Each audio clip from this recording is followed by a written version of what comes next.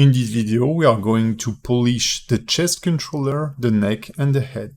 Regarding the chest, I will start with the X quaternion rotation. In this case, it controls the tilt forward and backward of the chest. And the method here is to emphasize the motion we add in the root of the torso.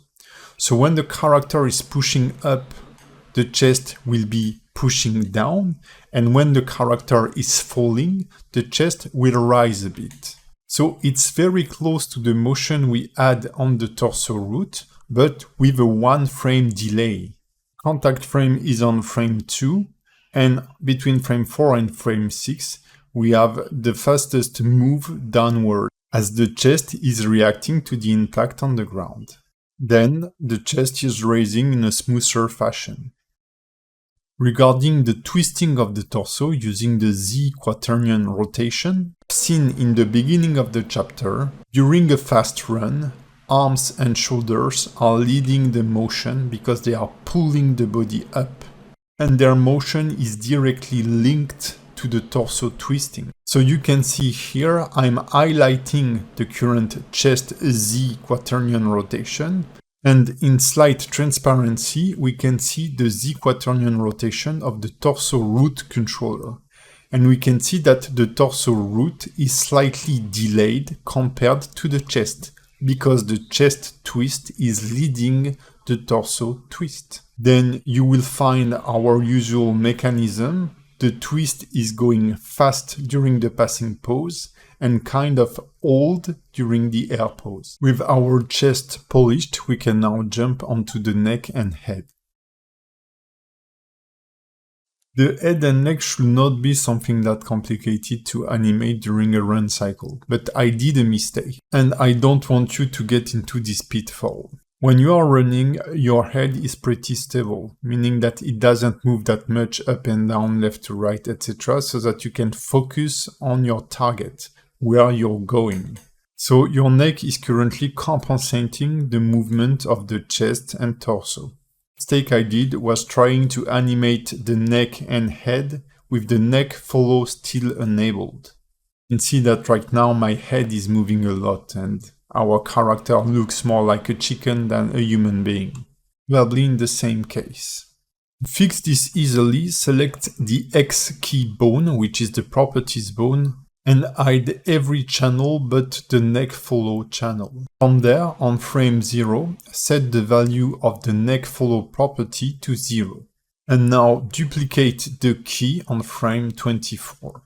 So now our property value is 0 all the way. And the neck is no longer following the torso. It means that the neck is no longer aligned with the torso neither, which looks pretty painful. The neck controller selected. In the graph editor, I've hidden all the channels but the X quaternion rotation, which is the tilting forward and backward. And what I will do is that I will offset the whole curve on the y-axis in the graph editor until the neck is aligned. Due to the master neck controller behavior, we can see that the neck is slightly bending forward, which doesn't look pretty good. But we can easily fix it by selecting the first tweaker bone of the neck, or forward kinematic bone, and reposition it in the 3D view. Once you're done with this controller, you can select the second tweaker bone of the neck and rotate it the opposite way so that we get a more natural shape for the neck. From there, we can select both controllers, get rid of all the other keys but the one we've just created, so basically all the keys but keys on frame 0, and duplicate the keys on frame 0 to frame 24. With our neck shapes corrected, we can now get back to the neck controller and work on its motion. Since the neck rotation is now isolated from the rest of the chain, the torso root and the chest, the head wobbles way less than before. And we can now animate the head X rotation a bit as we did for the chest X rotation. As the character falls, the head is dragging a bit, so it's raising. After the impact of the contact frame, the neck bends forward as the head is falling. Do need to bring a bit of up and down motion to the neck with the X rotation because the head has weight, but not too much. Then I've used the Y quaternion rotation and Z quaternion rotation to stabilize the head in space.